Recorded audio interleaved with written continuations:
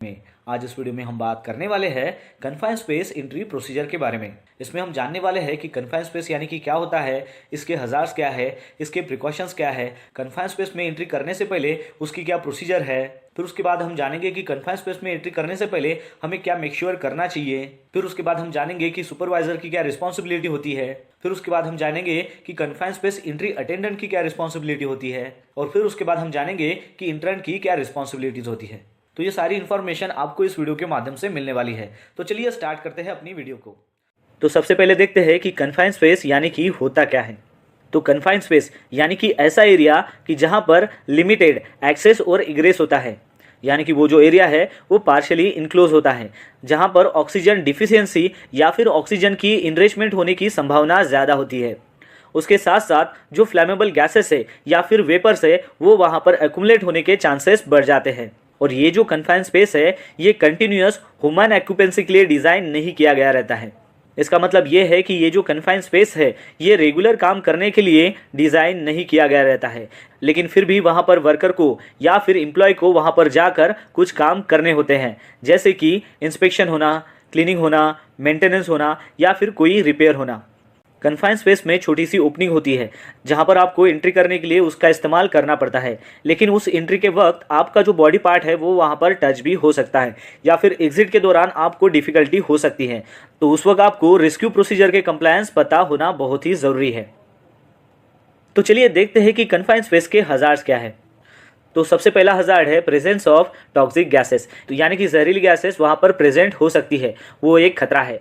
Second है fire and explosion, यानी कि कन्फाइंड स्पेस में फायर एंड एक्सप्लोजन भी हो सकता है, वो भी एक हजार्ड है। थर्ड आता है पुअर वेंटिलेशंस, कन्फाइंड स्पेस चारों तरफ से जब क्लोज हो जाता है तो वहाँ पर नेचुरल एयर नहीं मिलती, जिसके कारण आपको प्रॉपर वेंटिलेशन नहीं मिलता, यानी कि पुअर वेंटिलेशंस, वो भी एक हजार्ड है। उसके बाद है पुअर इल्यूमिनेशंस, चारों ओर से कन्फाइंड स्पेस क्लोज होने के बाद वहाँ पर अंधेरा छा जाता है जिसकी वजह से आपको दिखाई नहीं देता है, यानी कि पुअर इल्यूमिनेशंस, यानी कि वो भी एक हजार्ड है। फिर है ऑक्सीजन डिफिशियंसी, जैसे ही आप कन्फाइंड स्पेस में जाते हो तो वहाँ पर ऑक्सीजन की मात्रा कम होने के चांसेस भी हो सकते हैं। फिर आता है ऑक्सीजन इनरिचमेंट, जैसे मान लो ऑक्सीजन की मात्रा कन्फाइंड स्पेस में कम हो सकती है, वैसे ही ऑक्सीजन की मात्रा बढ़ भी सकती है। फिर आता है इम्प्रॉपर एक्सेस और इग्रेस, यानी कि जैसे ही आप कन्फाइंड स्पेस में काम करने के लिए जाते हो तो वहाँ पर बहुत ही लिमिटेड एक्सेस और इग्रेस अवेलेबल होता है, तो वो भी एक हजार्ड है। उसके बाद है सफोगेशंस, यानी कि नेचुरल एयर न होने के कारण वहाँ पर आपको सफोगेशन भी हो सकता है। फिर उसके बाद है एक्सट्रीम टेम्परेचर, यानी कि वहाँ पर बहुत ज़्यादा टेम्परेचर भी हो सकता है। चलिए अब बात करते हैं कि जब भी आपको कन्फाइंड स्पेस में काम करना हो तो आपको क्या प्रिकॉशंस लेना बहुत ही ज़रूरी है। तो सबसे पहले आपको कन्फाइंड स्पेस में काम करने के लिए पीटीडब्ल्यू चाहिए, पीटीडब्ल्यू यानी कि परमिट टू वर्क। उसके बाद जो भी पर्सन्स को कन्फाइंड स्पेस में काम करना है उन सभी के पास कन्फाइंड स्पेस एंट्री ट्रेनिंग होना बहुत ही ज़रूरी है। उसके बाद कन्फाइंड स्पेस में काम करने से पहले उस कन्फाइंड स्पेस में गैस टेस्टिंग होना बहुत ही ज़रूरी है, और गैस टेस्टिंग जो है वो ऑथराइज पर्सन से ही होनी चाहिए, यानी कि एजीटी मतलब ऑथराइज गैस टेस्टर। उसके बाद जब भी आपको कन्फाइंड स्पेस में काम करना है तो वहाँ पर होल वॉचर होना बहुत ही ज़रूरी है, जिसके पास एंट्री और एग्जिट लॉक शीट रहेगी। उसके बाद जो भी पर्सन्स कन्फाइंड स्पेस में काम कर रहे हैं उनके साथ रेगुलर बेसिस पर कम्युनिकेशन बनाए रखना है। उसके बाद वहाँ पर प्रॉपर वेंटिलेशन देना बहुत ही ज़रूरी है, जैसे कि हम वहाँ पर एग्जॉस्ट फैन लगाकर वेंटिलेशन प्रोवाइड कर सकते हैं। फिर उसके बाद वहाँ पर प्रॉपर इल्यूमिनेशन होना चाहिए, इल्यूमिनेशन के लिए आपको 24 वोल्ट का लाइट ही वहाँ पर इस्तेमाल करना है। फिर उसके बाद आपको प्रॉपर एक्सेस और इग्रेस वहाँ पर प्रोवाइड कराना है। फिर उसके बाद इमरजेंसी रेस्क्यू प्लान वहाँ पर जितने भी पर्सन्स काम कर रहे हैं उन सबको पता होना चाहिए, मतलब इमरजेंसी के वक्त आपको क्या सावधानी बरतनी है उस सब के बारे में उन सभी को पता होना चाहिए। फिर उसके बाद इमरजेंसी रेस्क्यू इक्विपमेंट वहाँ पर अवेलेबल होनी चाहिए, जैसे कि स्ट्रेचर हो गया, हार्नेस हो गया, क्रेन हो गया या फिर ट्राइपॉड हो गया, स्काबा हो गया, फर्स्ट एड किट हो गई, ये सारे इमरजेंसी रेस्क्यू इक्विपमेंट वहाँ पर अवेलेबल होने चाहिए। चलिए अब जानते हैं कि कन्फाइंड स्पेस एंट्री के लिए क्या प्रोसीजर है। तो सबसे पहला है कि वहाँ पर वर्क परमिट होना चाहिए। फिर उसके बाद है कि कन्फाइंड स्पेस में जो भी पर्सन्स इंटर करने वाले हैं उन सभी का टूलबॉक्स मीटिंग वहाँ पर कंडक्ट करना है।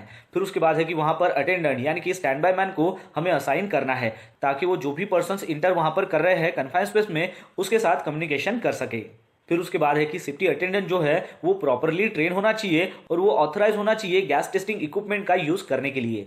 फिर उसके बाद है कि जो भी इंट्रेंस है यानी कि कन्फाइंड स्पेस में काम करने वाले जो भी पर्सन्स है उन्होंने बॉडी हार्नेस का इस्तेमाल करना है, और हो सके तो उन्होंने अपनी बॉडी हार्नेस को लाइफ लाइन का इस्तेमाल करना है ताकि in case of any emergency rescue करने के लिए उसका इस्तेमाल किया जा सके। फिर उसके बाद है कि लाइटिंग के लिए 24 वोल्ट का लाइट ही वहां पर यूज करना है, और वो जो कनेक्शन है वो अटैच होना चाहिए GFCI से या फिर ELCB से। फिर उसके बाद है कि वहां पर इमरजेंसी रेस्क्यू टीम जो है वहां पर अवेलेबल होना चाहिए, और ये जो है ये सिचुएशन के ऊपर डिपेंड होता है। फिर उसके बाद है कि कन्फाइंड स्पेस में अगर कोई इमरजेंसी अगर हो जाती है तो जो स्टैंड बाय पर्सन है उसने कन्फाइंड स्पेस के अंदर एंट्री नहीं करना है जब तक वहां पर रेस्क्यू टीम पहुंच नहीं जाती। फिर उसके बाद है कि उस एरिया को बैरिकेड करना है और वार्निंग साइन बोर्ड वहां पर प्लेस करना है। चलिए अब जानते हैं कि कन्फाइंड स्पेस में एंट्री करने से पहले क्या मेक श्योर करना बहुत ही जरूरी है। तो सबसे पहला है कि वर्क परमिट वहां पर कंप्लीट है क्या, ये आपको मेक श्योर करना है। फिर उसके बाद है कि उस कन्फाइंड स्पेस में गैस टेस्ट हुआ है क्या, वो भी आपको मेक श्योर करना है। फिर उसके बाद है कि उस स्पेस को आइसोलेट किया है क्या, वो भी आपको मेक श्योर करना है। फिर उसके बाद है कि उस स्पेस में वेंटिलेशन आपको प्रोवाइड करना है। फिर उसके बाद है कि जो भी पर्सन्स कन्फाइंड स्पेस में एंट्री करने वाले हैं उन सभी का वहां पर पेप टॉक होना चाहिए, यानी कि टूल बॉक्स टॉक मीटिंग होना चाहिए, और उनको वहां पर समझाना है कि कन्फाइंड स्पेस में कौन से हजार्ड हो सकते हैं और उसके लिए आपको क्या प्रिकॉशंस लेना है, और फिर उसके बाद कन्फाइंड स्पेस में एंट्री कर सकते हैं। तो ये जो सारी बातें हैं ये मेक श्योर करना है आपको कन्फाइंड स्पेस में एंट्री करने से पहले। चलिए अब जानते हैं कि सुपरवाइजर की क्या रिस्पॉन्सिबिलिटी होती है। तो इसमें सबसे पहला पॉइंट है कि सुपरवाइजर को ये एश्योर करना है कि जो भी इंटरेंट है उनको एडुकेट प्रोटेक्शन जो है वो प्रोवाइड किया गया है, यानी कि जो भी लॉगआउट टैगआउट सिस्टम है उसको वेरीफाई किया गया है, और जो भी वहां पर हजार्ड्स है उनको सिक्योरली आइसोलेटेड किया गया है। फिर उसके बाद है कि उसने अटेंडेंट अथॉरिटी को सपोर्ट करना है, और वो भी कन्फाइंड स्पेस के एक्सेस को कंट्रोल करने के लिए। फिर उसके बाद है कि सुपरवाइजर को एश्योर करना है कि जो भी पर्सन्स वहां पर काम करने वाले हैं उस कन्फाइंड स्पेस में, तो उनको वहां के जो भी हजार्ड्स है उसके बारे में पता हो। फिर उसके बाद है कि सुपरवाइजर को एश्योर करना है कि कन्फाइंड स्पेस में एंट्री करने से पहले वहां पर जो रेस्क्यू टीम है वहां पर अवेलेबल है, यानी कि रेस्क्यू जो सर्विसेज है वो वहां पर प्रोवाइड है, ये उसको एश्योर करना है। चलिए अब जानते हैं कि कन्फाइंड स्पेस एंट्री अटेंडेंट की क्या जिम्मेदारी है। तो सबसे पहला पॉइंट है कि अटेंडेंट ने जो भी इंट्रेंस है उनको मॉनिटर करना है जॉब के वक्त, और साथ ही में जब भी कोई इंट्रेंस एंट्री करता है या फिर एग्जिट करता है तो उसकी सेफ्टी के बारे में भी उसको हेल्प करना है। फिर उसके बाद है कि अटेंडेंट ने अपनी पोस्ट को दूसरे पर्सन्स को नहीं देना है जब तक कन्फाइंड स्पेस में काम चल रहा है। फिर उसके बाद है कि अटेंडेंट ने जो भी एटमॉस्फेरिक कंडीशंस है कन्फाइंड स्पेस में उसके बारे में बार बार मॉनिटर करते रहना है। फिर उसके बाद है कि कन्फाइंड स्पेस का एक्सेस जो है वो उसको कंट्रोल करना है। फिर उसके बाद है कि अगर जरूरत पड़े तो वहां पर इमरजेंसी असिस्टेंट जो है वो प्रोवाइड कराना है। फिर उसके बाद है कि अटेंडेंट को ये पता होना चाहिए कि कन्फाइंड स्पेस के अंदर क्या हजार्ड्स है और उसके अराउंड में क्या हजार्ड है, और उसके ऊपर उसने एक्शन लेना चाहिए।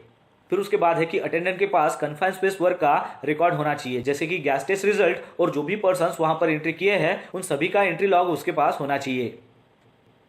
चलिए अब जानते हैं इंटरेंट की जिम्मेदारी के बारे में, यानी कि जो भी पर्सन्स कन्फाइंड स्पेस के अंदर काम करते हैं उनकी जिम्मेदारी के बारे में।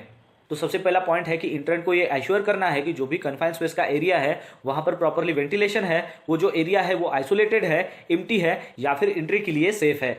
फिर उसके बाद है कि वो कन्फाइंड स्पेस से इमीडिएटली एग्जिट कर सकते हैं जब भी उनको कोई परेशानी हो।